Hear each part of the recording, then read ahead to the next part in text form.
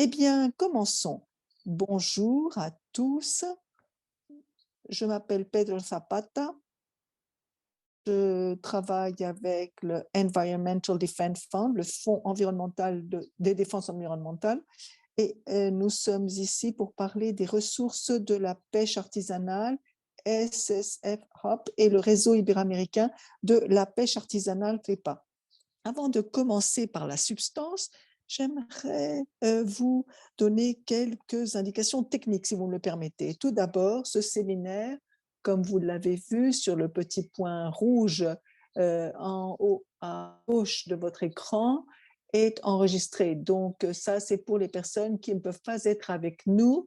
Ensuite, nous avons des collègues qui suivent le chat sur Zoom et sur le Facebook Live. Donc, si vous avez des questions, des remarques, n'hésitez pas à les écrire sur ce chat et nous essaierons d'y répondre. Maintenant. Et si nous n'avons pas le temps de le faire lors de cet événement, eh bien, nous le ferons plus tard.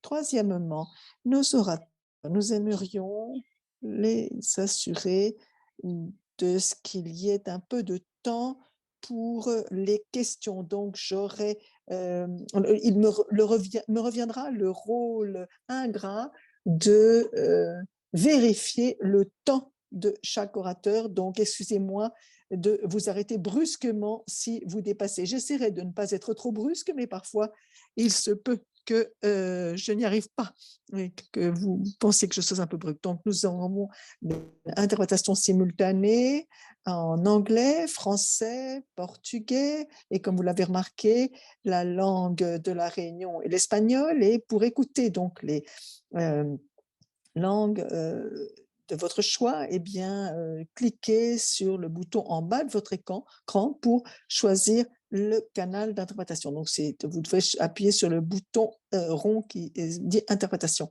Donc, il y aura des orateurs en portugais et donc, pour écouter l'interprétation en espagnol, en portugais, en anglais ou en français, pardon, en espagnol, en anglais ou en français, eh bien, vous devrez donc choisir le canal d'interprétation de votre choix.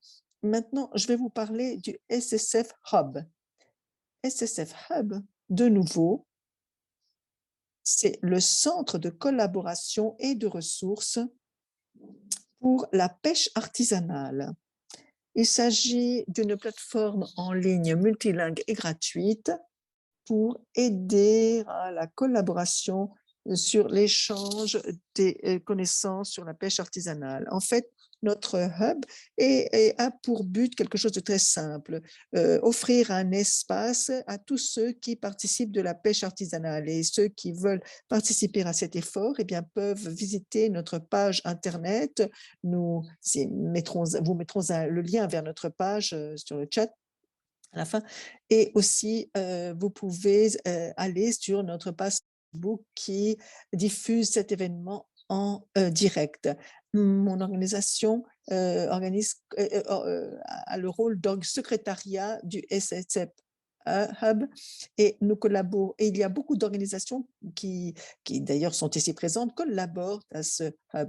Et donc, je voudrais les remercier pour leur collaboration et leurs efforts, et plus nous serons, eh bien, mieux ce sera. Et sans plus attendre, j'aimerais donner la parole à Nicolas Fernandez, président de PAPE, le réseau de pêche artisanale d'Amérique latine. Et il va nous parler de ce réseau impressionnant. Merci, Pedro. Merci à tous ceux d'entre vous qui êtes connectés. Bonjour, bonsoir, selon votre fuseau horaire, n'est-ce pas? Votre position géographique pour le réseau ibéro-américain de pêche artisanale à petite échelle. C'est un luxe de compter sur vous aujourd'hui dans ce webinaire, car nous prétendons bien, indiquer quels sont nos, les sujets qui nous concernent pour suivre la bonne direction en ce qui concerne la pêche artisanale à petite échelle. Le réseau ibéro-américain CIPAPE de pêche artisanale à petite échelle est né il y a très peu, en mai 2022, dans la ville de Cadix, en Espagne. En fait, nous voulions nous renforcer en trouvant une voie commune qui rassemble non seulement la problématique que rencontrent les pêcheurs de pêche artisanale dans tous nos territoires, en Espagne, au Portugal et en Amérique latine, mais également nous voulions mettre en commun toutes les, tous les problèmes que l'on affronte. Et je parle de problèmes aussi importants que le changement climatique, car les premiers d'entre nous qui remarquons le changement climatique, eh bien, ce sont ceux d'entre nous qui sommes le plus près de la mer, le plus près de la côte, car c'est là qu'on remarque ce changement climatique.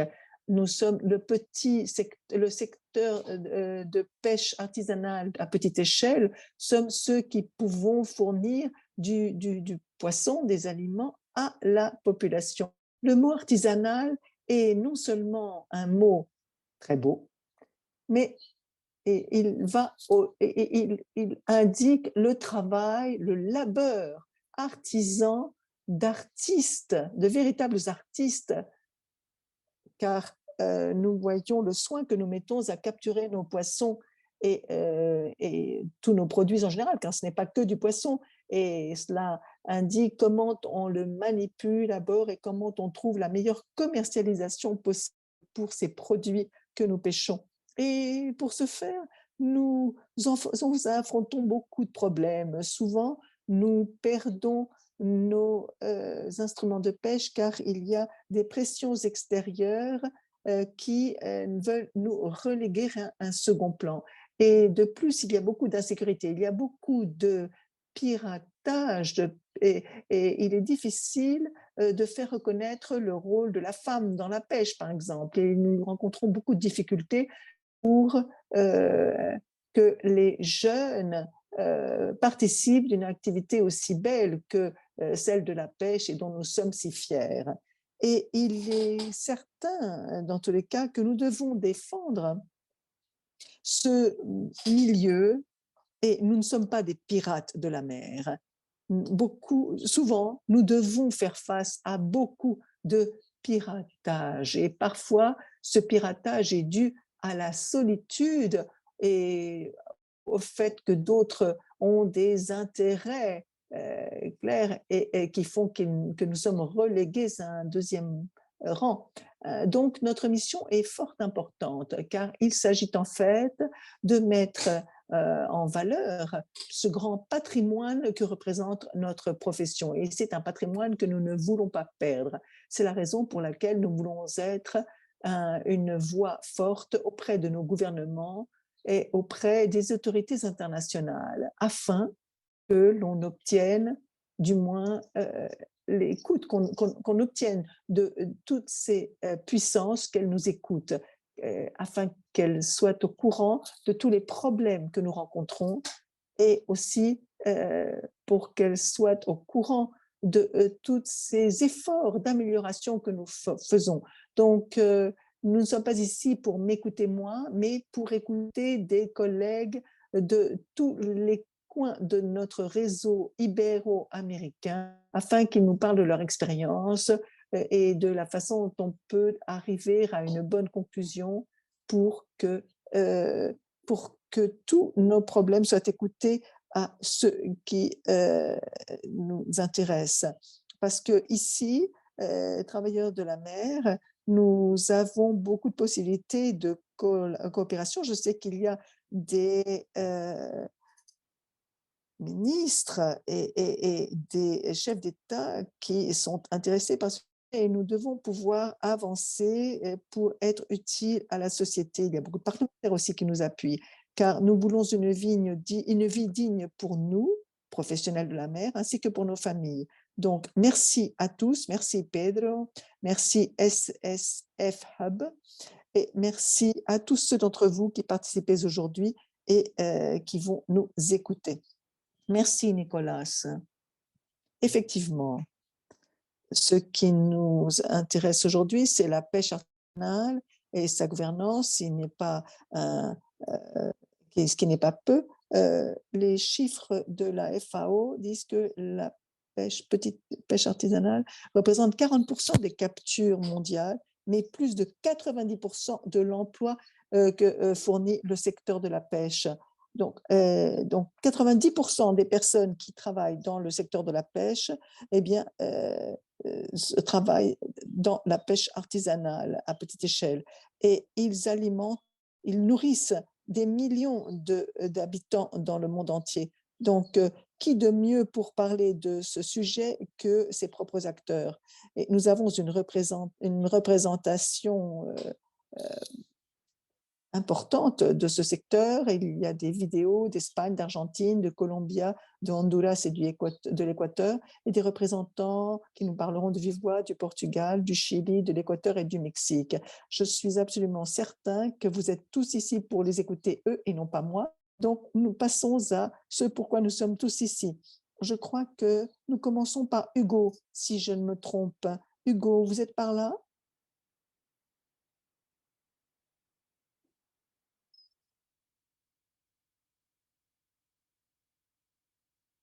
Oui, on t'entend bien, Hugo. Et Hugo Martins est président de l'association d'armateurs et de pêcheurs de Quarteira dans le sud du Portugal depuis 2011 sous la direction de Quarteiras, qui fait partie du MAP, Mouvement associatif de la pêche portugaise, qui est une entité non officielle. Et depuis l'année dernière, il fait partie du comité de direction de notre fédération. C'est le trésorier de la MAP, pardon, et c'est le trésorier. Donc, Hugo, vous avez la parole. Même si je parle espagnol, je vais parler en portugais car nous avons peu de temps et c'est plus facile pour moi. En fait, comme l'a dit Nicolas, la création d'un réseau a été un pas géant dans le cadre de la pêche artisanale à petite échelle, car en fait, je me suis rendu compte que les problèmes qu'on rencontre les pêcheurs du monde entier sont très semblables à ceux que l'on rencontre. Par exemple, le manque de main-d'œuvre, manque d'égalité entre hommes et femmes et la lutte que nous menons au Portugal actuellement, dans le sens où nous ne voulons pas oublier que la pêche est une activité industrielle et qui a une présence non seulement sociale, mais économique et culturelle dans notre pays. Cette petite pêche artisanale, de mon point de vue, eh bien, avec ses embarcations et les filets de pêche qui sont permis depuis le temps de nos grands-pères, des filets de 2 mètres et près des côtes. Nous ne pouvons pas aller au Portugal plus 6 milles. Et donc, il y a quelques années, nous avons ce problème de l'espace maritime. Nos ressources se raréfient. Au Portugal et en Espagne, nous voyons que la pêche industrielle est prépondérante et a de plus en plus de poids économique et elle exerce donc plus de pression sur nos côtes. Donc, évidemment, il est difficile d'unir nos efforts car les pêcheurs veulent travailler, veulent exploiter les ressources comme ils l'entendent, mais les environnementalistes au niveau mondial veulent protéger ce que nous avons. Donc moi, je suis d'accord en partie avec cela, mais nous avons créé ce réseau car, de mon point de vue, nous devons changer de paradigme au niveau mondial sur cette question et nous avons déjà pris du retard. Je pense que la création de ce réseau est vraiment un pas de géant et cela garantit nos droits. La pêche artisanale a de l'avenir et nous pouvons vivre de façon durable de notre pêche et nous devons travailler main dans la main avec les scientifiques, les environnementaux.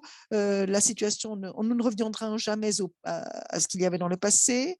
Comme je le disais, ce changement de paradigme veut dire que on ne gagnera pas tout, on ne perdra pas tout, personne ne gagne, il n'y aura pas un gagnant et un perdant, il faudra que nous soyons tous gagnants et perdants.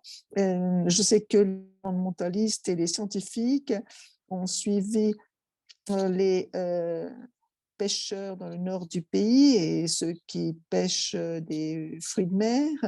Et il semble qu'ils produisent déjà des résultats. Ici, dans ma région, dans l'Algarve, nous sommes en train de mettre en œuvre un projet de recherche sur la pêche à une échelle plus grande. C'est plus difficile car on doit recenser beaucoup d'embarcations sous licence.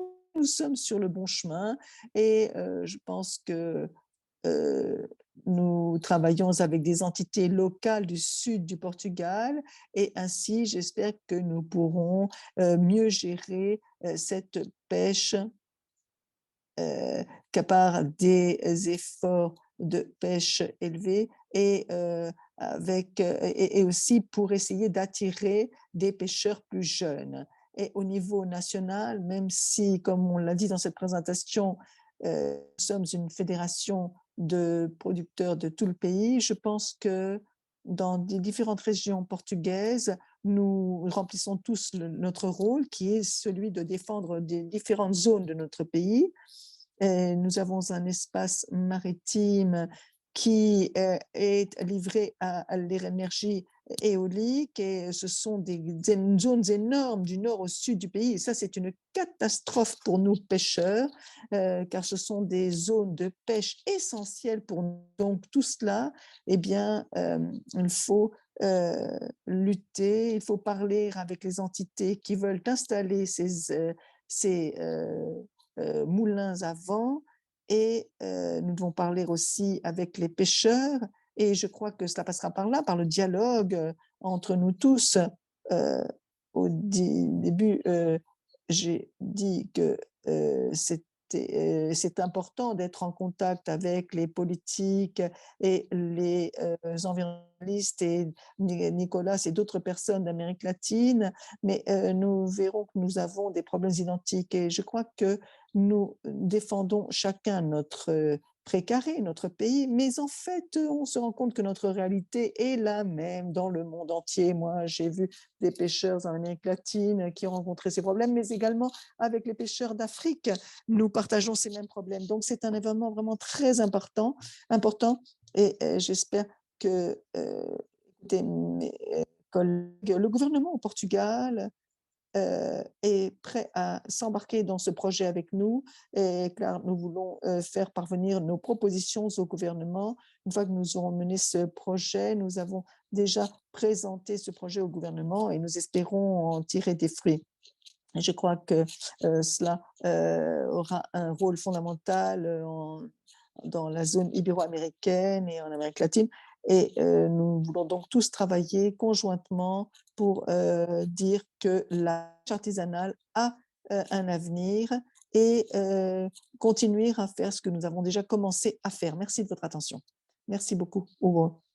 La pêche artisanale a de l'avenir. Oui, tout à fait. Merci beaucoup. Il me semble que maintenant nous continuons par une vidéo qui nous vient d'Espagne, si je ne m'abuse.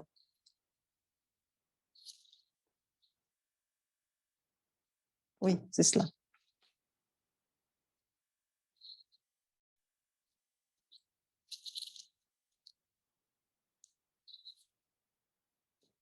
Bonjour, je suis Manuela Leal, présidente de la Fédération de la confrérie de pêcheurs de Cadix en Espagne. Tout d'abord, j'aimerais dire que c'est un plaisir de participer à ce webinaire organisé par la FETAP et la FCC Hub. Et chers collègues, notre engagement pour la pêche artisanale suit un principe de durabilité pour que notre pêche soit responsable, durable et aimable. L'effort de pêche doit être accompagné de politiques de pêche et celles-ci doivent se trouver dans un cadre légal. C'est la raison pour laquelle il est important que nos organisations doivent agir conjointement avec notre gouvernement national, car cette alliance avec le gouvernement nous renforcera et nous rendra plus résilients. J'aimerais insister sur l'importance de créer des marques de proximité de nos produits de pêche locale pour les différencier des autres et afin de les mettre en valeur. Dans ce sens, nous avons un exemple de la marque de poissons algorithmes, car depuis 2005, ils aident les pêcheurs et les pêcheuses à mettre le poisson en marché et à augmenter son prix à la première vente. Eh bien, merci à tous mes collègues de votre attention. Excellent, merci beaucoup Manuela pour cette vidéo que vous avez fait le plaisir de nous envoyer. Maintenant, je vais vous passer Soledad Bustamante du Chili. Soledad Bustamante Cárdenas est assistante de pêcheurs sous-marins, de pêche sous-marine et de la PAC, Fédération de pêche du Chili, la plus grande organisation de pêche artisanale de ce pays. Depuis 2010 jusqu'à présent, elle a été conseillère nationale de pêche ainsi que représentante de son secteur face à différents organismes internationaux et nationaux et internationaux. C'est donc un plaisir pour moi de l'écouter. Comme toujours, Sol, vous avez la parole. Bonjour à tous les collègues. J'aimerais également vous dire que OELA participe au réseau de pêche artisanale ibéro-américaine et c'est un orgueil de participer à Repapé en tant que pays et en tant que pêcheuse artisanale. Donc, merci de votre invitation. Je vais vous parler de mon côté des femmes dans le monde de la pêche. Mais j'aimerais vous dire que ce n'est pas un très bon sujet pour moi. Car la Confédération est faite d'hommes et de femmes et notre place en tant que femme à l'intérieur de cette organisation et du secteur a été gagnée par du travail. On ne s'est pas résigné et on n'a pas affronté les uns avec les autres. Au contraire, on a essayé de travailler du mieux que l'on a pu avec nos collègues hommes et cela nous a permis d'être là où on est aujourd'hui. Mais ça n'a pas été facile. Ça a été un chemin ardu. Il nous a mené aussi à avoir des organisations et des liens avec des collègues nationaux et internationaux. Notre confédération, dans un réseau de femmes de la mer et des côtes. Et ça a été très bon pour nous, ça nous a beaucoup aidé, car nous n'avons pas eu besoin de quotas de genre, au contraire. Cela a fait que nous, femmes pêcheuses, puissions jouir de bénéfices dont nous ne jouissons pas souvent.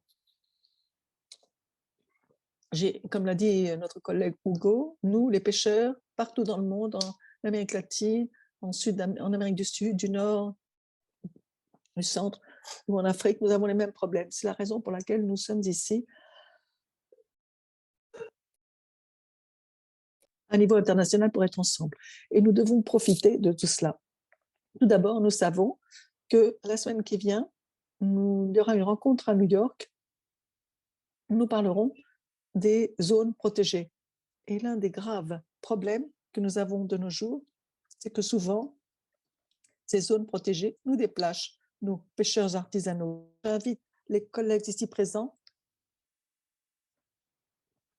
à ne pas appuyer, avec tous mes respects pour les ONG présentes, mais et je dois dire que le travail se fait ensemble et pas dos à dos.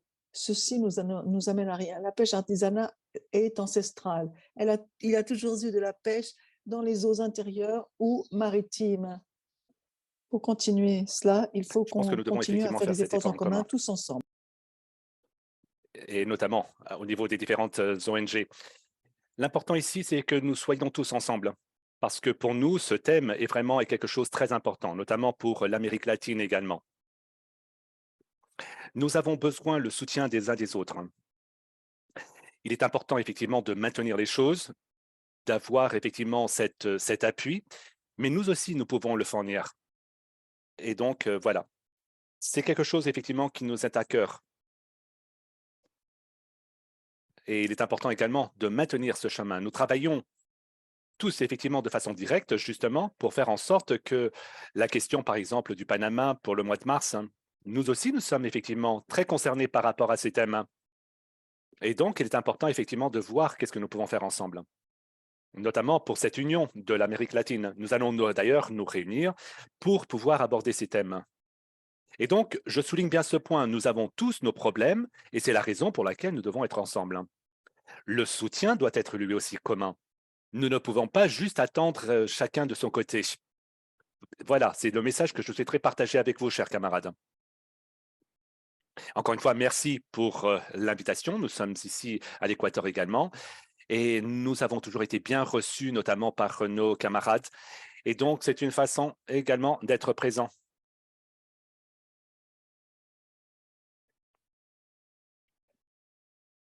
Donc, je le répète, nous sommes effectivement présents ici et essayer de voir ensemble comment est-ce que nous pouvons avancer. Toujours soutenir. Et il est important également de se tenir cela en compte, de voir comment nous pouvons nous soutenir les uns les autres. Donc, encore une fois, merci beaucoup pour l'invitation. Et nous sommes ici, si jamais vous souhaitez également d'autres informations.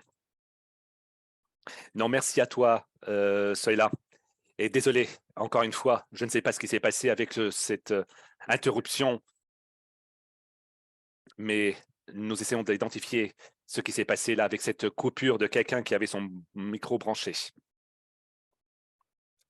Donc, désolé que ce soit effectivement tombé sur toi, mais nous ne savons pas qui effectivement a ouvert son microphone avec ces bruits très bizarres. Non, ne vous inquiétez pas. Ne vous inquiétez pas, nous sommes ici présents, que ce soit par la messagerie, en présentiel. Voilà. En fait, ce sont effectivement les choses qui se passent, mais nous essayons effectivement de voir ce qui s'est passé. Très bien. Donc, encore une fois, merci beaucoup, Zoïla. Et nous allons continuer maintenant. Et cette fois-ci, apparemment, nous avons également une petite vidéo. Mais avant de la projeter, juste pour vous, je sais, c'est Hector qui a fait l'enregistrement de cette vidéo. Voilà.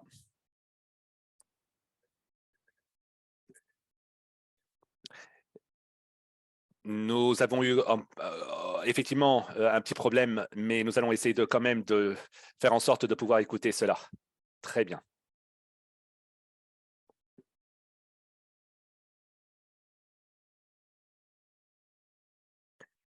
Alors, il y a beaucoup de vent, effectivement, mais je vais essayer de faire l'interprétation.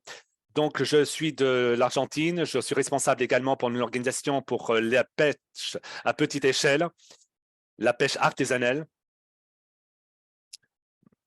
Donc, nous avons toute cette partie maritime également qui est importante pour nous. Et nous sommes maintenant également en train de voir ce que nous pouvons faire pour faire en termes de formation également pour la pêche artisanale, tout en sachant qu'il est important également de donner la valeur de ce secteur, un secteur qui est encore minoritaire, mais nous comptons sur l'aide des uns des autres. Merci. Voilà, merci beaucoup. Je sais que plusieurs personnes ont participé. Je peux vous envoyer également cette vidéo si vous le souhaitez. Et nous allons continuer maintenant. Nous allons écouter maintenant le Brésil. Nous allons écouter José Alberto de Confrem. Alors, Beto, vous avez la parole. Est-ce que vous nous entendez? Très bien, parfait. Alors, Beto, vous êtes pêcheur également de la pêche artisanale. Cela fait maintenant 3 ans. Et vous êtes également père de 3 fils, également de 3 enfants. Et je sais que vous avez effectivement toute la partie de cette pêche artisanale qui est importante pour vous. Et donc, je sais que vous êtes au Ceará maintenant, dans l'État du Ceará. Donc, merci d'être parmi nous aujourd'hui. Et donc, je vous passe la parole. Merci. Alors, tout d'abord, je souhaite vous remercier pour cette opportunité, pour que Confrem puisse également se prononcer avec d'autres participants de ce réseau. Et ce que nous souhaitons maintenant, c'est également partager ce remerciement également de la part de notre confrère également qui malheureusement, suite à un problème de santé, n'est pas avec nous à cette réunion. Mais je suis sûr qu'il va être en mesure également de suivre cette réunion plus tard. Mais je sais qu'il est maintenant chez lui et donc il continue à lutter.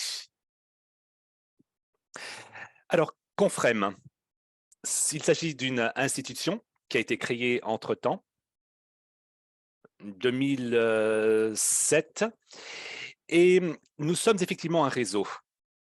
Il s'agit effectivement d'un réseautage. La partie littorale du Brésil, c'est plus de 8000 km de côte, sans vous parler effectivement après de tout le reste. Et donc, nous sommes en tant qu'unité qui fait partie également de la Confrem. Nous avons d'autres partenaires et c'est la seule façon effectivement que nous avons en tant que des lagunes et des étangs. Nous nous organisons également. Et c'est la façon idéale, effectivement, de pouvoir s'organiser, de travailler en tant qu'Amérique latine et toute la partie des Caraïbes également, et même en tant que réseau mondial. En fait, nous souhaitons défendre toute la pêche artisanale des pêcheurs dans leur propre territoire.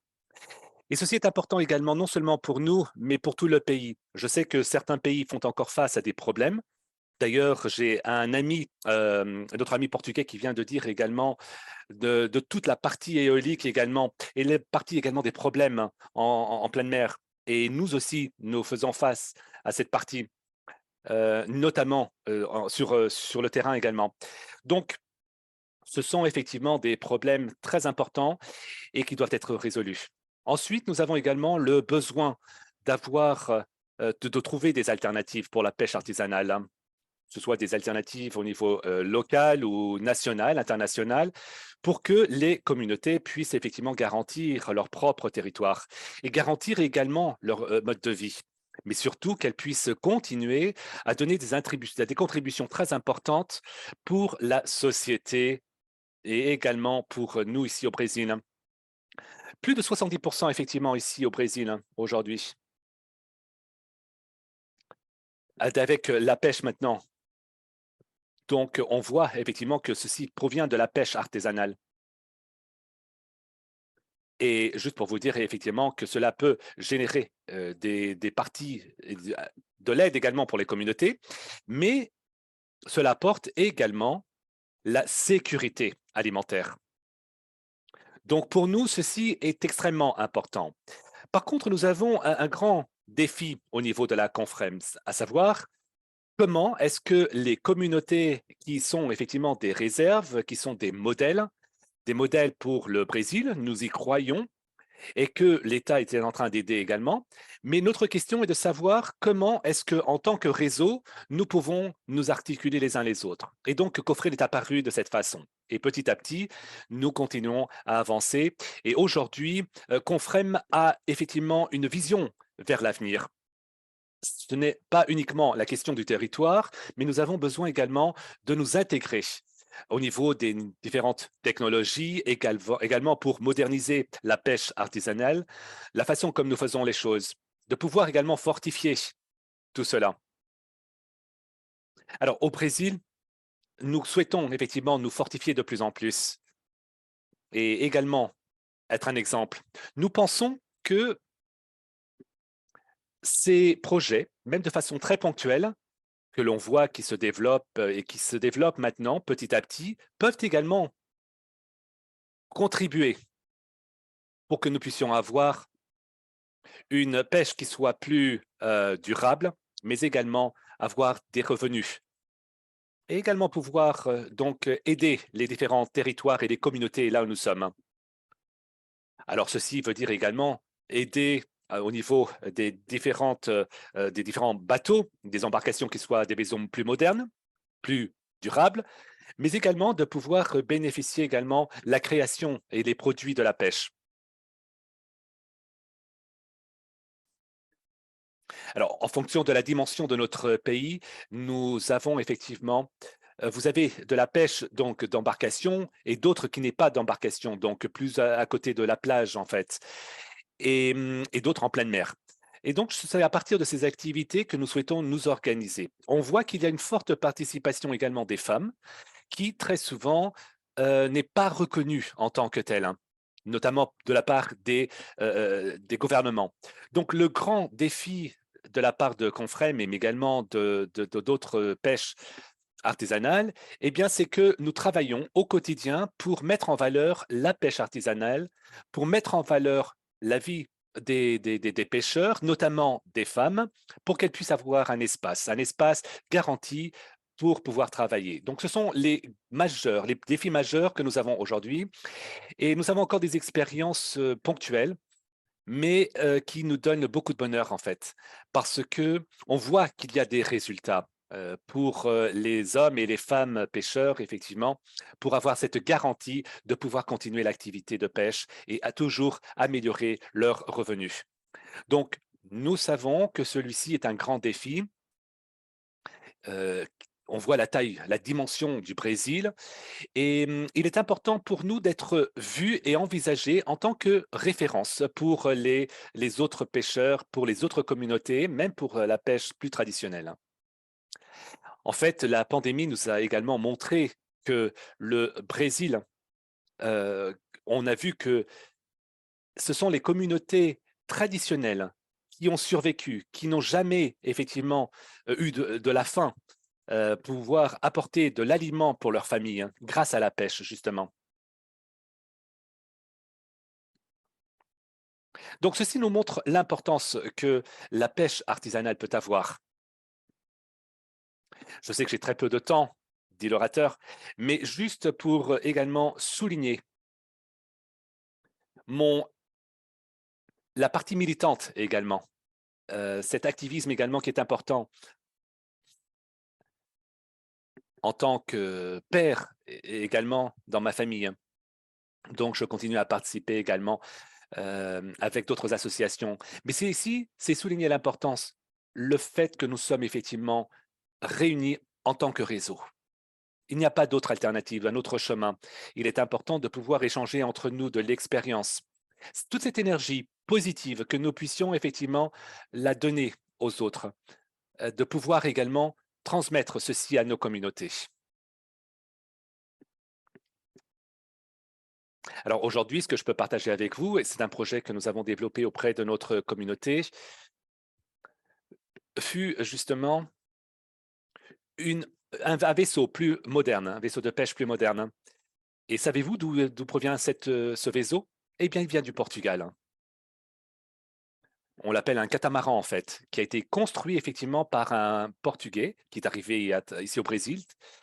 Et, et donc, nous avons des vaisseaux qui sont plus ou moins similaires dans le territoire brésilien et qui utilisent effectivement ceci, donc pour la pêche artisanale. Voilà, tout ça pour vous montrer à quel point il est important pour nous d'être organisés en tant que réseau, pour que nous puissions effectivement échanger ces expériences, mais également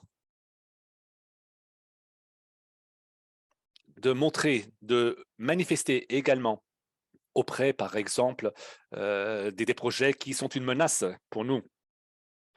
Non seulement la partie des parcs à éoliques, mais d'autres. Nous ne sommes pas contre effectivement cette partie des parcs éoliens, par exemple. Nous sommes contre tous les mouvements qui sont une menace pour nous en tant que pêcheurs artisanaux. Donc, au niveau de la pêche artisanale. Et donc, si on veut effectivement améliorer notre vie, eh bien, il est important d'être ensemble. Et ce n'est pas uniquement une partie des entrepreneurs qui peut le faire. Donc, ceci est important au nom du développement. Merci, merci beaucoup, Beto. Désolé de vous interrompre, Beto. Mais nous avons effectivement, disposons de très peu de temps. En tout cas, merci beaucoup et merci également pour tous ces exemples que vous venez de donner.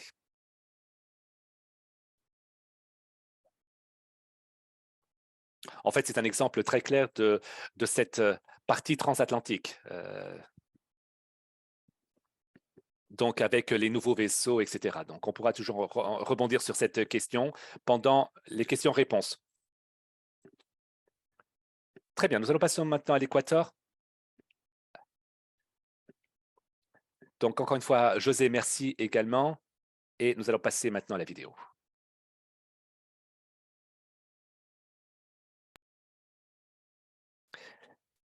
Bonjour, chers camarades également de la FEMPRAV et de la pêche artisanale.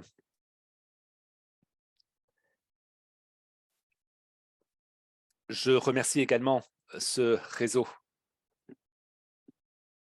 Pour nous, nous avons toujours la question de la sécurité qui est importante. Parce que, comme vous pouvez le constater, il y a encore un manque effectivement de soutien à ce niveau et au niveau de la partie commerciale aussi. Et donc, c'est toujours par le biais des intermédiaires que nous pouvons trouver cette aide. Voilà, ce sont quelques problèmes que nous faisons face encore aujourd'hui. Et nous souhaitons avancer tous ensemble. Donc, le soutien est important pour la question de la sécurité. Nous vivons une crise financière dans notre secteur, mais en tout cas, nous allons la surmonter. Merci. Très bien, merci beaucoup, José. Très bien, nous allons passer maintenant à Gabriela. Gabriela Cruz, qui est la leader et la représentante également de la FENACOPEC. C'est l'association également des coopératives de pêche avec plus de 20 ans d'expérience dans cette association. Un diplôme également, en sciences politiques également, et donc qui vient nous parler sur cette expérience, avec les différents accords également et les lois qui permettent effectivement d'avancer dans le secteur. Voilà, c'est un plaisir effectivement de vous avoir parmi nous. Je vous passe la parole. Alors, tout d'abord, juste pour vous dire que nous faisons partie du réseau américain.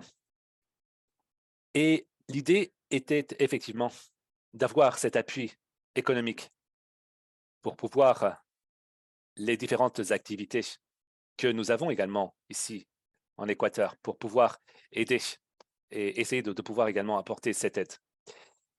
Et une des missions que nous avons également dans le secteur, c'est de pouvoir également recueillir la partie plastique parce que nous sommes en 3e position dans la production et donc qui est d'ailleurs un des pays les plus importants à ce niveau. Et donc, nous essayons effectivement d'avoir les différentes concessions également que nous avons dans le pays. Au niveau également de la partie des pêches. Et donc, il est important d'avoir ces ressources au niveau des crustacés, par exemple, qui sont également importants pour la façon alimentaire et également pour alimenter nos populations. Et donc, nous avons toujours la question du microplastique, qui est quand même un problème. Et donc, nous savons que les citoyens qui jettent leurs déchets en mer, et donc ceci constitue un problème. Et ceci cause effectivement un problème social et économique également.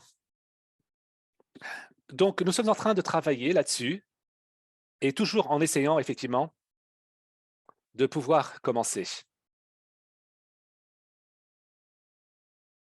Et le travail qu'ils sont en train de faire, notamment dans notre province.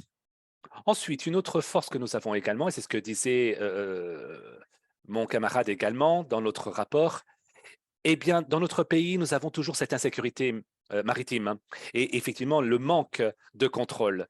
La pêche illégale est encore un problème majeur. Et dans notre secteur, nous voyons qu'il y a cette pauvreté au niveau de sécurité maritime. Parce que, et c'est lamentable de le dire, mais on voit qu'il y a encore beaucoup de piraterie au niveau de la mer dans notre pays. Et quand on voit effectivement l'aide, on demande de l'aide au gouvernement, eh bien le gouvernement qui dit c'est très bien, nous allons avancer, nous allons manifester, mais en fait, nous ne recevons aucun soutien de la part du gouvernement pour pouvoir effectivement réactiver notre secteur de pêche. Et travailler également avec les jeunes, justement pour éviter tout le mouvement narcotrafique. Parce que quand on croise les bras, eh bien, on essaie toujours de trouver des autres mécanismes. On passe à la drogue, on passe aux choses illicites ou illégales, justement parce qu'il n'y a pas d'alternative comme travail. et comme revenu. Et donc, notre projet que nous avons et notre vision est telle que nous souhaitons effectivement donner de la valeur à notre produit, de la valeur ajoutée, parce que nous sommes très riches au niveau de cette production. Et également avoir la possibilité d'exporter et de travailler dans la pêche. Donc, nous essayons effectivement de fortifier, d'avoir notre propre entreprise également pour la partie du processus également, de pouvoir recueillir les informations des communautés et ensuite de pouvoir, en fonction des, même si nous avons plusieurs problèmes, nous devons également toujours continuer à former et de pouvoir donner l'aliment à toutes les populations de notre pays. Et n'oublions pas non plus le secteur de l'exportation.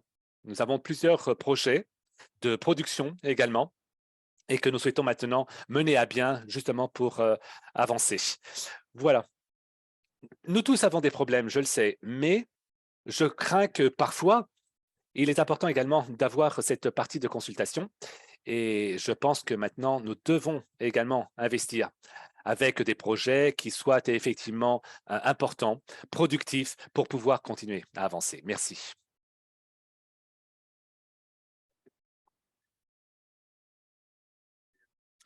Merci. Merci beaucoup, Gabriela, pour ces quelques conseils aussi. C'est un plaisir. C'est un plaisir de savoir et de connaître ton expérience en Équateur. Et maintenant, nous allons passer une vidéo de l'Amérique centrale, les Honduras, je pense.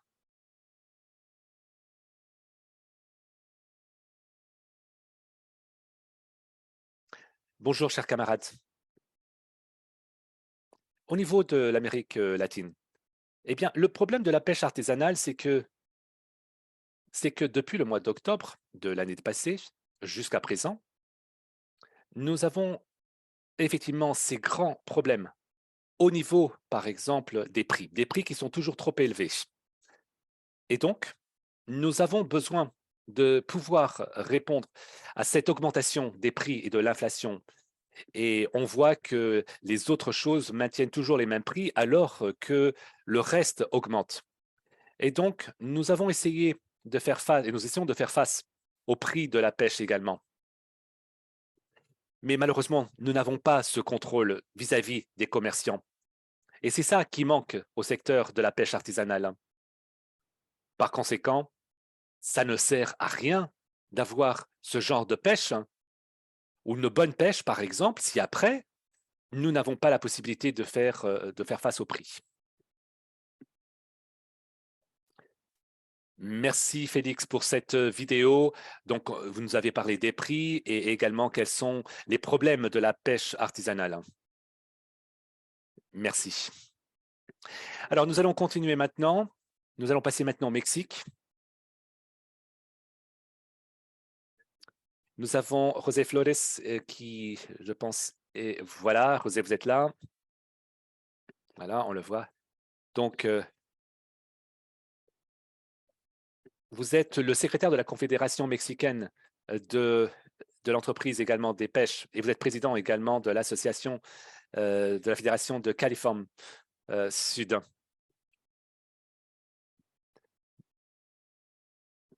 Donc, je sais que vous êtes dans le secteur de la pêche depuis plusieurs années et vous êtes le représentant dans ce cas-là également de votre fédération. D'ailleurs, je remercie également la présence de vos collègues également. Merci, merci beaucoup.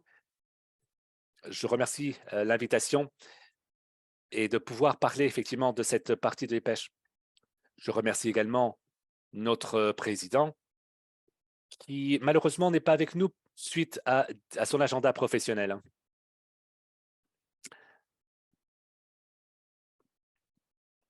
Ce qui se passe effectivement, c'est qu'ici au Mexique, nous avons effectivement ce conseil de vigilance, comme vous le savez.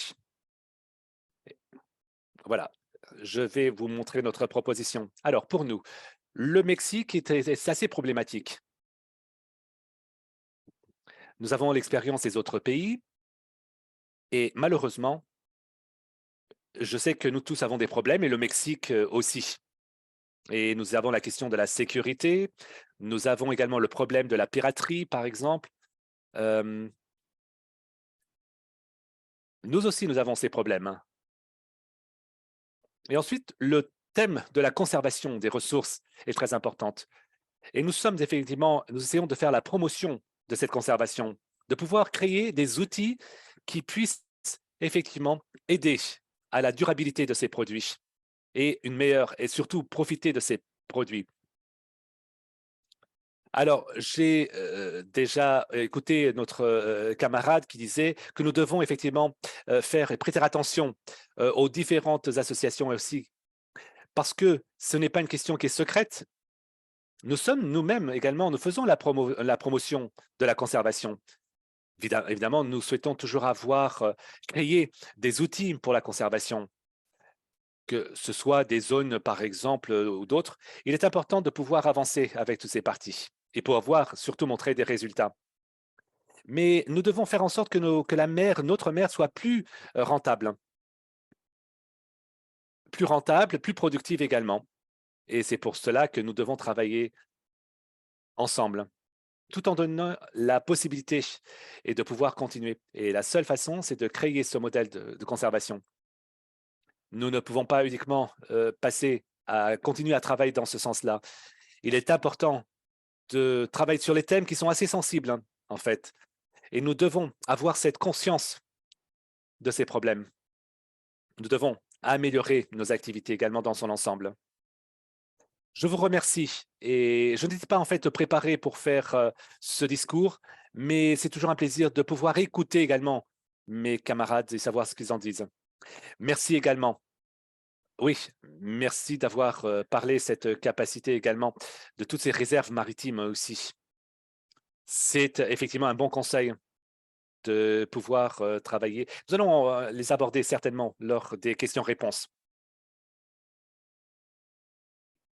Très bien, nous allons passer à la dernière vidéo avant les questions-réponses. Mais avant cela, je vous demande d'ores et déjà de préparer vos questions. Et si vous souhaitez, après, vous pouvez les poser également sur la messagerie. Voilà. Pour que nous puissions donc préparer les questions et ensuite pouvoir y répondre également. Voilà, nous allons passer à la vidéo de Juliane de Colombie.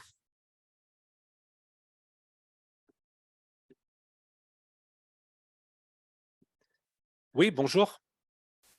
Je m'appelle Melinda Salgado et je fais partie également de l'association de la pêche artisanale ici en Colombie. J'appartiens également au réseau. Nous avons des problèmes effectivement à ce niveau et notamment au niveau des différents problèmes que nous faisons face et notamment au niveau de la pêche. Nous avons d'autres problèmes avec l'industrie, par exemple, qui est passée dans d'autres domaines, notamment pour la pêche, avec la pêche au chalut, par exemple, et notamment au niveau Pacifique.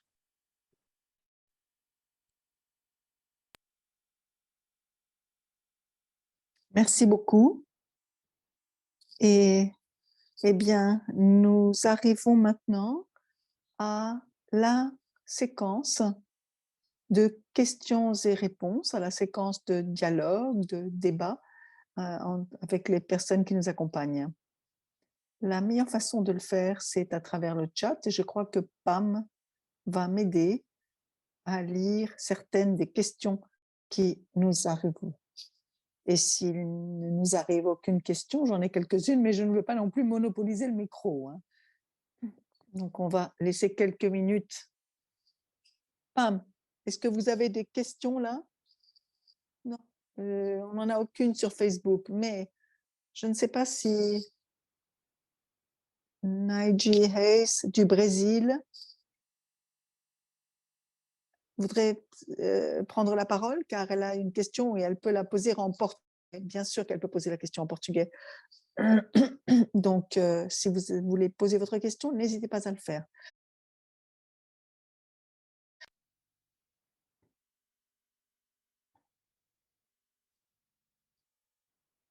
Nayeji Ais, Pesca do Brasil.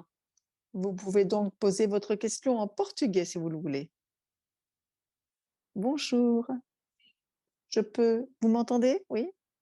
Merci beaucoup de me permettre de participer à cette réunion. Je viens de loin de la part d'un collègue. Au Brésil, nous avons beaucoup de difficultés pour commercialiser le produit de la pêche artisanale, car il y a une grande bureaucratie et pour les pêcheurs artisanaux, cela devient illigible.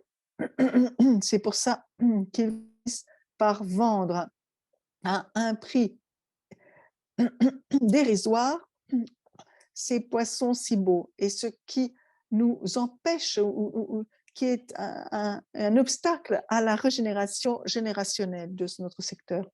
Donc, y aurait-il des aides publiques pour que l'on puisse commercialiser notre poisson et pour diffuser les bonnes pratiques et les expériences? Je crois que ce serait très important ici au Brésil et pour encourager des politiques publiques afin d'arriver à qu'il y ait de nouvelles générations de pêcheurs et de pêcheuses artisanaux.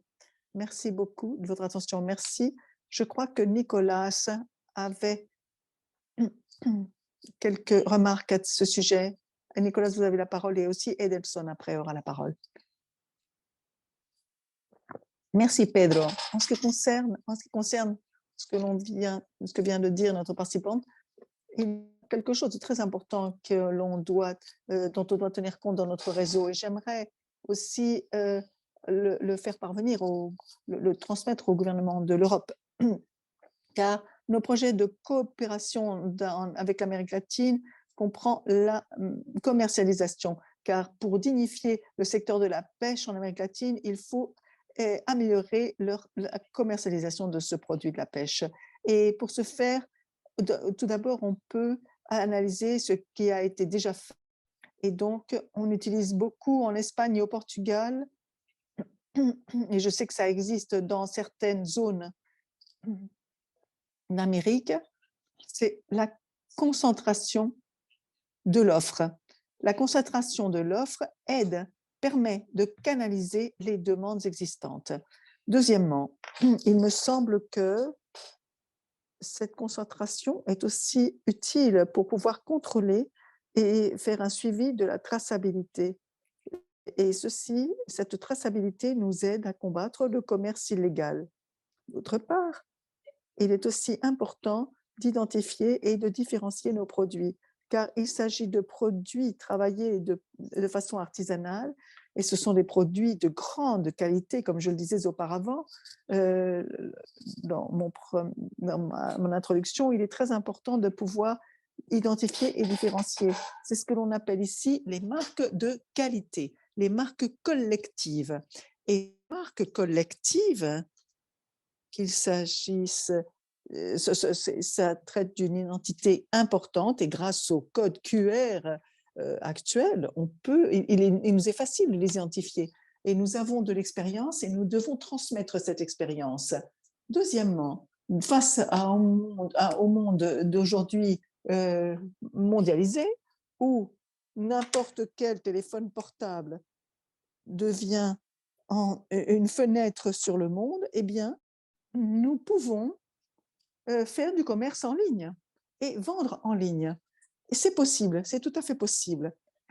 Il nous faut pour cela nous préparer, travailler dans ce sens, et il nous faut se numériser. Et je sais que cela présente beaucoup de difficultés, mais je pense que nous devons parcourir du chemin dans ce sens grâce à un bon projet de coopération entre l'Europe et l'Amérique latine sur cet aspect de la commercialisation de nos produits. Et là, on va transmettre cela. Nous, depuis l'Europe, nous voulons faire tous nos efforts pour y réussir. Donc, c'est ce que je voulais dire en ce qui concerne la commercialisation. Merci beaucoup, Nicolas. Je ne sais pas si d'autres participants, Hugo, Zoila, Gabriela, voudraient ajouter quelque chose à cela. Oui, Gabriela, je vois votre main.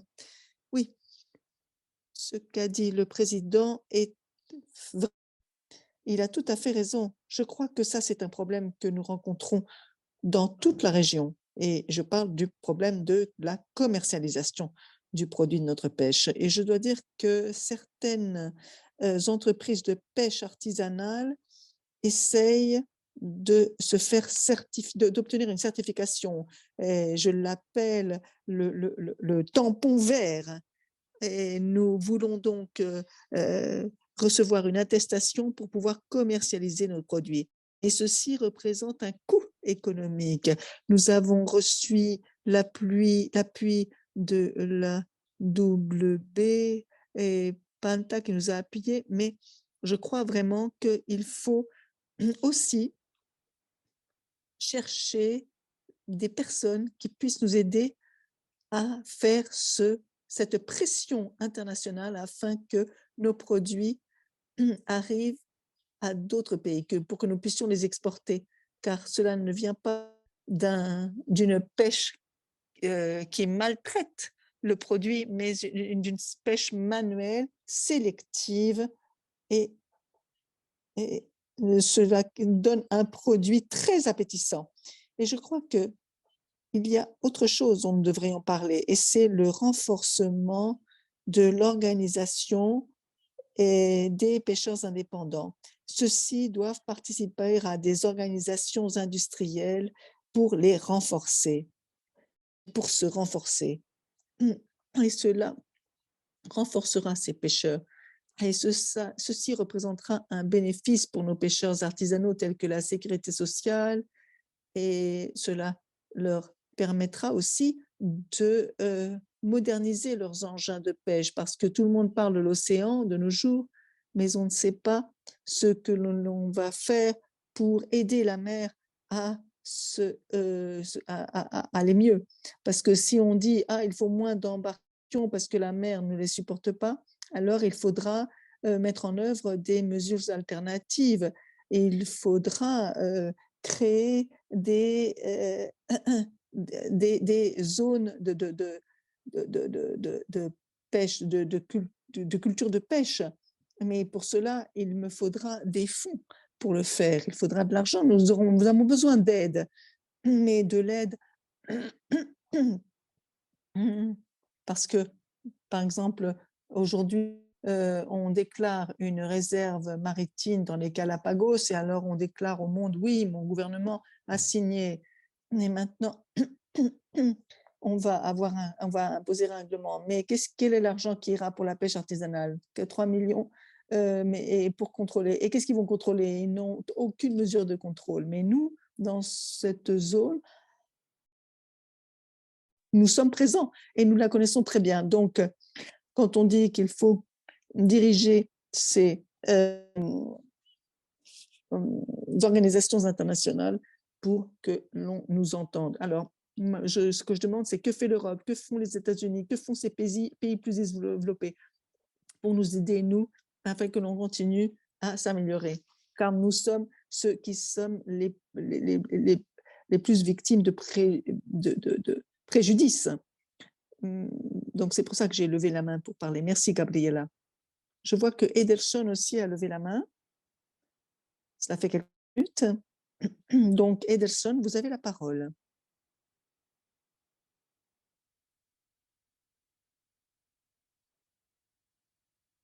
Bonjour à tous et toutes. Je parle depuis le sud du Brésil, de Rio Grande do Sul, une région où récemment nous avons approuvé une loi pour éloigner les grandes pêches à milles, ce qui nous permet d'avoir beaucoup de bons produits de pêche. Mais j'aimerais poser la question sur le rôle des pouvoirs publics. et notamment dans ce qui a trait à la commercialisation, car ici, après le premier gouvernement Lula, il y a eu des investissements pour construire des bâtiments, pour créer des marchés aux poissons, des criées, et pour encourager les corporations. Mais la pêche artisanale produit peu de poissons, car ce sont de petites organisations. Et, euh, et le problème, c'est que la pêche artisanale pêche petits poissons, et la pêche industrielle a des produits bien plus grands, et ils ont une bien meilleure logistique. Et il y avait des pêcheurs qui recevaient des commandes et qui n'arrivaient pas à remettre leurs poissons, car ils n'arrivaient pas à capturer assez de poissons, alors que les pêches industrielles capturent fait des prises beaucoup plus grandes, capture des prises beaucoup plus grandes à chaque fois. Et donc, je pense que d'ailleurs, ce dont on a parlé ici entre nous, c'était que on a besoin de subventions pour les organisations de pêche artisanale, pour les petites structures de pêche artisanale. Car au Brésil, la pêche industrielle par exemple, la pêche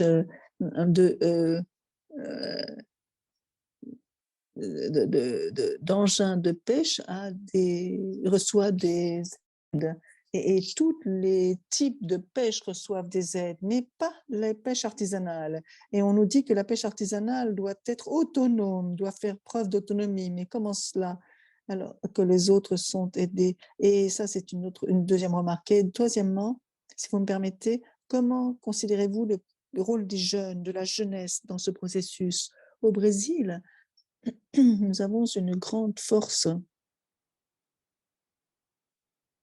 car grâce aux politiques affirmatives, eh bien, il y a des jeunes très bien formés dans nos populations, même les populations locales, mais qui sont infra-utilisés. Merci. Bon, eh bien, nous voyons 3 questions sur ce sujet, et je crois que chaque orateur pourrait faire une thèse doctorale sur chacun de ces sujets. Les aides aux pêcheurs, les nouvelles générations. Moi, je pense que, évidemment, il faut appuyer la jeunesse, et on connaît tout ce qui se passe avec les jeunes pêcheurs. Je crois que justement, il faudrait que l'on commence à défendre une politique éducative différenciée pour les pêcheurs et les pêcheuses, surtout les jeunes qui veulent entrer dans la pêche. Et là, c'est vrai que on a beaucoup à faire dans ce sens. Mais aussi, les jeunes peuvent s'organiser en réseau. Moi, je n'arrive pas à être entrée en contact avec une population séparée, dont je suis séparée, car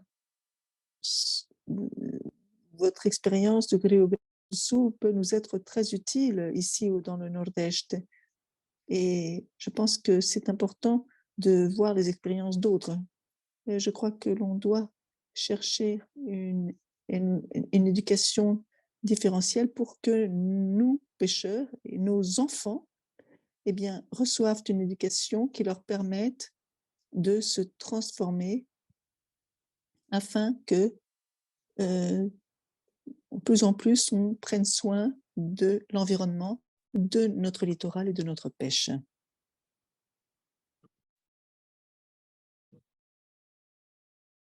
Très bien. Est-ce que quelqu'un d'autre souhaite prendre la parole maintenant, notamment pour ces questions des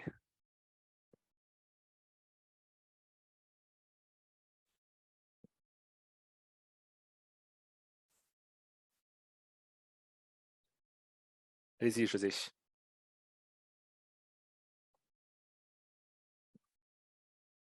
Oui, bonjour.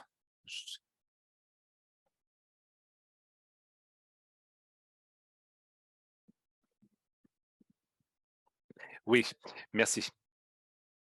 En fait, tout ceci est un ensemble de questions qui sont très vastes hein, pour répondre. Effectivement, c'est pour un niveau très, très élevé. En fait, il est très, très difficile, hein, surtout quand on fait face à des situations. Et donc, il est important de former nos jeunes pour pouvoir susciter cet intérêt également, de pouvoir s'accroître. Alors ici, au Mexique, nous avons également un programme qui est national pour le secteur de la pêche. Et ceci peut servir effectivement. C'est justement quelque chose qui est en train d'être fait. Et pour pouvoir, pour les jeunes qui souhaitent faire partie de ces coopératives également, je pense que c'est pour mieux comprendre de quoi il s'agit quand on parle de ces sentiments d'être pêcheur également et de pouvoir appartenir au secteur de la pêche. Nous devons être tous responsables. En fin de compte, nous sommes tous responsables pour ce qui se passe. Nous devons effectivement de montrer quel est le message que nous souhaitons passer, parce que ce sont des activités qui sont importantes également, notamment pour les générations à venir. Je pense que le plus important ici, c'est le renforcement des capacités auprès des jeunes pour savoir comment pouvoir compter également avec ces aides aux investissements et avec aussi le soutien des différentes ONG, de façon à ce que tout le monde puisse en profiter. Et ici au Mexique, nous avons certaines régions effectivement qui s'inquiètent, notamment pour le secteur des pêches. Et donc, l'idée est de pouvoir créer des alliances justement pour améliorer leurs conditions de travail. Ensuite, une question qui a été également posée par notre camarade, et comme d'ailleurs Nicolas disait, il est toujours important également de penser au niveau de la commercialisation, de pouvoir également avoir cette traçabilité des marchés. Nous devons avoir également les différents certificats de nos mers et les eaux également pour savoir comment est-ce que nous pouvons faire cette commercialisation par la suite, notamment avec les meilleures opportunités d'une part et d'autre. Le marché à l'heure actuelle n'est pas un marché facile, hein. Ici au Mexique, par exemple, nous avons une zone qui est particulièrement importante, qui est la partie Pacifique Nord. Et là, on voit que nous avons cette certification importante pour le secteur de la pêche. Et nous pouvons également avoir des succursales, des différentes branches également pour d'autres, notamment dans les pays asiatiques, qui commercialisent avec. Et donc, ce qui est important maintenant, c'est de savoir comment est-ce que nous pouvons établir les responsabilités et surtout de pouvoir croire à nos produits.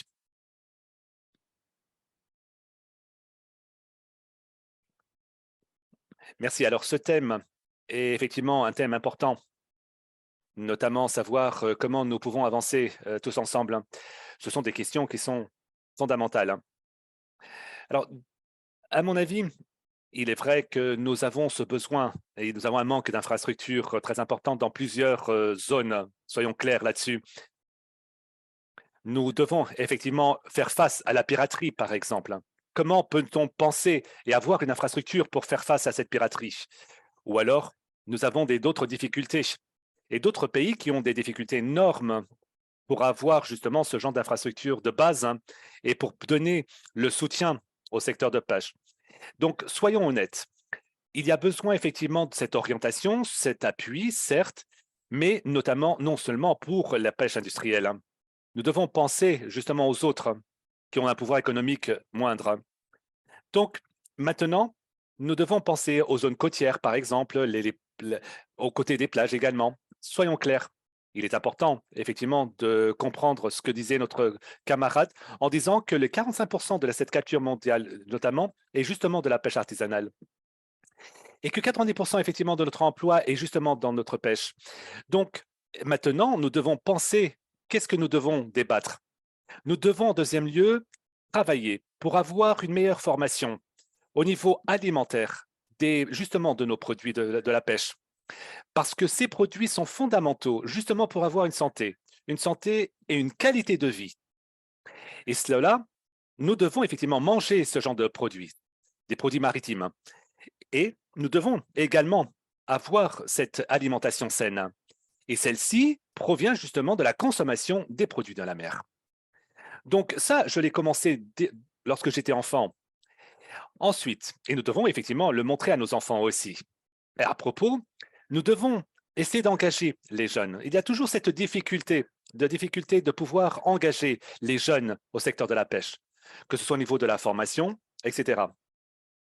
Et parfois, ceci se tient également au niveau de toute la partie bureaucratique, hein, administrative, hein. C'est très difficile, effectivement, d'engager ces jeunes, hein. Et on ne leur donne pas, effectivement, l'opportunité de pouvoir travailler. Alors, dans le passé, nous avions notre famille qui nous montrait, par exemple, ces genres de travailleurs de ces marchés. Aujourd'hui, ce n'est plus le cas. Aujourd'hui, on parle toujours des risques du travail, mais 1 million de choses, en fait, et qui mettent en danger, effectivement, l'intégration des jeunes dans le monde de la pêche. Nous devons repenser à tout cela, nous devons travailler dessus et montrer et de pouvoir finalement définir un bon programme, hein, et voir quelles sont les opportunités, justement, pour que nous puissions montrer quel est notre rôle auprès des gouvernements, etc. Ceci est très important et ceci est très important pour nous tous. Ensuite, un autre thème qui me semble lui aussi important, mais très complexe. Il est important d'avoir une orientation, c'est justement toute la partie des primes, hein, des subventions. Donc, au niveau justement de la secteur de pêche, nous ne souhaitons pas uniquement avoir de l'aide financière. Nous devons vivre de notre travail. Mais bien évidemment, nous souhaitons le faire si nous avons justement les ressources nécessaires qui nous permettent effectivement de faire en sorte que notre vie en tant que pêcheurs et celle de nos familles soit effectivement une vie digne. Et donc, c'est justement cette question de dignité en fin de compte. Parce que très souvent, nous avons des problèmes qui sont très graves. Vous avez le changement climatique qui est de plus en plus fort. Nous avons effectivement les différentes espèces. On voit les déchets qui sont déposés partout. On voit la transformation de notre écosystème ou de nos écosystèmes. C'est incroyable. Nous avons besoin de nous adapter au fur et à mesure et essayer de résoudre les problèmes qui, effectivement, avancent à une vitesse vertigineuse. Et ça, nous avons besoin de le faire, mais nous avons besoin des ressources économiques, de l'aide pour justement faire en sorte que les familles puissent avancer. Mais nous ne souhaitons pas uniquement de vivre à partir de ces aides, mais de notre travail digne. Donc, vous avez certaines associations et des organisations qui parfois parlent de nous comme si nous étions effectivement des personnes qui dépendent uniquement des subventions. C'est faux. Nous ne souhaitons pas cela. Nous souhaitons vivre avec une dignité, ce qui est complètement différent. Merci beaucoup, Nicolas. Oui, c'est une façon très forte, effectivement, de pouvoir conclure cette partie et ce message, hein, en disant qu'effectivement, nous tous pouvons vivre ces problèmes et nous pouvons construire une communauté pour améliorer les choses. Voilà, nous disposons maintenant de 5 minutes pour conclure. Alors, il me reste à remercier toute l'organisation, les organisateurs et également pour l'équipe des interprètes. Et les interprètes remercient aussi. Je sais que ce n'est pas un travail facile, nous dit l'orateur, surtout quand nos orateurs parlent aussi vite. Et voilà. Alors, effectivement, cet événement sera disponible également dans les différentes pages, sur les différents sites et également là où nous aurons l'autorisation de le faire pour montrer les vidéos également. Voilà, vous allez voir un petit peu également la partie créative de toutes ces présentations.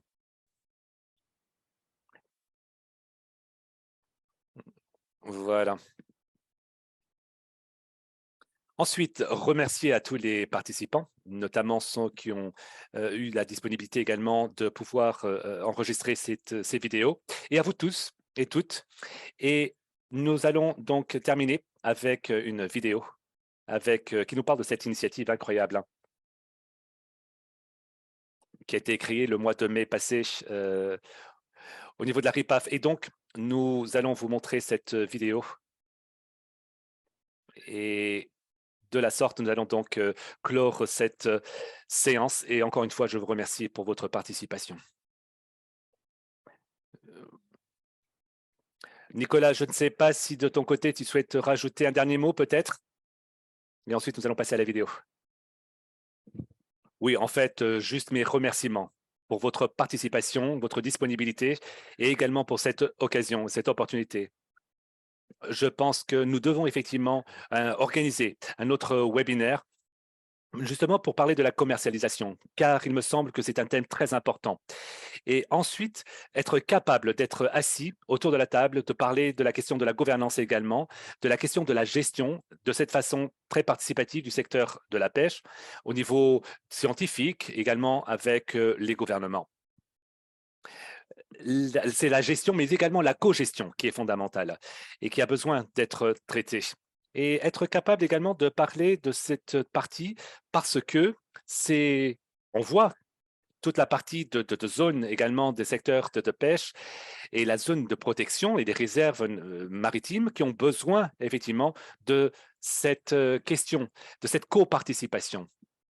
Là où tout le monde puisse avoir sa propre voix et montrer ce qu'elle pense de cette idée. Et ce n'est pas uniquement être derrière effectivement un écran. Ensuite, dernier mot, nous devons également traiter effectivement la question des jeunes. Je pense que c'est une autre opportunité que nous avons. Et c'était également un autre message, c'est que l'organisation qui a créé effectivement le réseau de la promotion également de le secteur de la pêche artisanale depuis 1972, effectivement, eh bien, cette année, effectivement, nous avons eu cette mesure justement pour pouvoir signer cet accord mondial et pour adhérer justement à ce pacte. Et je pense que nous pourrons faire l'intégration également de d'autres voies et d'autres partenaires pour la durabilité qui va nous aider et pouvoir s'accroître également et de pouvoir recueillir d'autres données. Je pense que ceci peut contribuer également pour un monde meilleur du secteur de la pêche. Merci. Merci encore une fois pour cette initiative ibéro-américaine et nous allons être présents. Nous allons essayer de trouver effectivement, de donner, de faire notre mieux. Et justement, comme les femmes et les hommes qui ont parlé ici et qui ont parlé à cœur ouvert, justement pour augmenter et faire en sorte que ce secteur puisse s'améliorer. Voilà. Bonjour ou bonne soirée à tous en fonction de votre plage horaire. Voilà. Et nous allons conclure avec cette vidéo.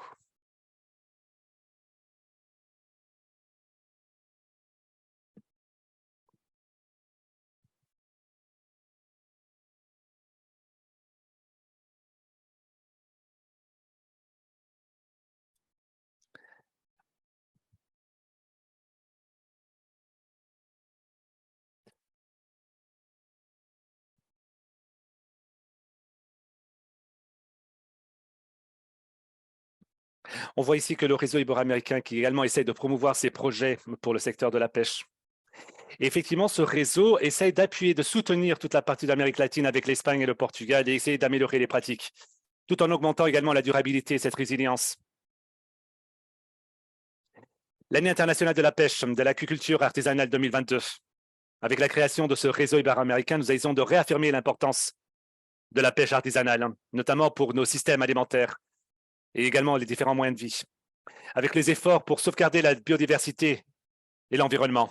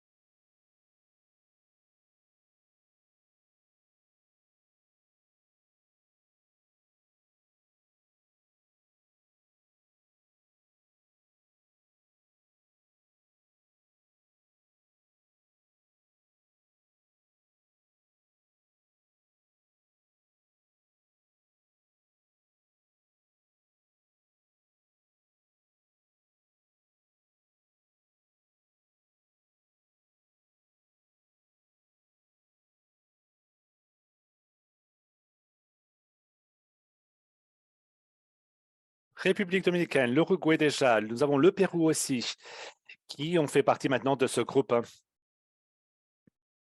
Donc, nous souhaitons effectivement plein de bonheur pour ces camarades également de l'Uruguay, du Pérou également et de la République dominicaine. Nous allons continuer notre travail. Merci.